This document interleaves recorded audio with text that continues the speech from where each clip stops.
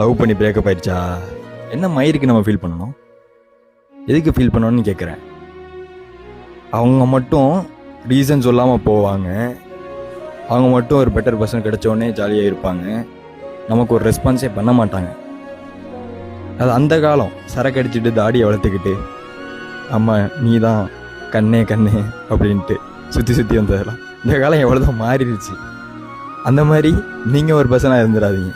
Feel பண்ணிக்கிட்டு ரொம்ப அதையும் நினச்சிக்கிட்டு ஜாலியாக ஒரே லைஃப். உங்களோட லைஃப்பை நீங்கள் ஜாலியாக என்ஜாய் பண்ணுங்கள்.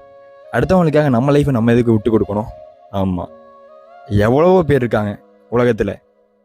நீங்கள் அந்த பர்சனை தேடி போனீங்க, ஆனால் அந்த பர்சன் உங்களை ஒரு வேல்யூவை எடுக்காமல் லவ் பண்ணி இருந்தவங்க திடீர்னு மூவ் ஆன் ஆகுறாங்க அப்படின்னாலே வேறு ஏதோ ஒரு பெட்டர் பர்சன் வந்துட்டாங்கன்னு தான் அர்த்தம். அதுக்காக நீங்கள் நினச்சி ஃபீல் பண்ணாதீங்க. நீங்கள் என்ஜாய் பண்ணி ஜாலியாக போய்கிட்டே இருங்க. Focus on your goal and journey. பயங்கரமாக இருக்கும்.